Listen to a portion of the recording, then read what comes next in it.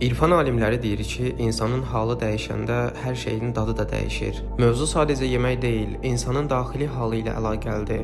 Əllamə Təbətəbai yazır ki, qəlb sıxıntılı olanda insanın zehnində dolaşan fikirlər belə onu içdən yeməyə başlayır. Ona görə deyirlər ki, məyus vaxtı hər şeyi düşünmə. Çünki həmin anda ağıl haqqı göstərmək üçün yox, ağrını artırmaq üçün işləyir. Bu zaman insanın özünə dediyi sözlər belə ona düşmən olur. Bəs bu halda dua və ibadət doğrudanmı kömək edir? Ayətullah Behçət ağa deyərdi ki, dua Allahı dəyişmək üçün deyil, insanı dəyişmək üçündür. İnsan məyus olduğu zaman əgər duanı yalnız nəticə almaq üçün edirsə, bu dua bəzən onu daha da yorur. Amma əgər insan duada sadəcə halını Allaha açırsa, şikayət etmədən iddiasız şəkildə onda qəlbdə yüngüllük yaranır. İrfan alimlərinə görə məyusluq ən çox insan özünü tək hiss etdiyi zaman, başına gələnləri mənasız gördüyü zaman və hər şeyi öz gücü ilə daşımalı olduğunu düşündüyündə yaranır. Digər məsələ, insan dindar olmasa belə məyus olduğu zaman yenə də bir çıxış yolu axtarır. Quran da bunu təsdiqləyir. İnsan çətinliyə düşəndə istər-istəməz özündən böyük bir dayağa yönəlir. Bəzən bu Allah olur, bəzən bir insan olur, bəzən də sadəcə mənə qulaq asan biri. Quran deyir ki, insan daraldığı vaxt səmimi şəkildə kömək axtarır. Rahatlığa çıxanda isə bunu tez unudur. Bu imanlı imansız fərqi deyil, insan təbiətidir. Yəni dindar olmayan insan da məyus olanda susmur, o da bir şeyə sığınır. Əllamə Təbətəbai deyirdi ki,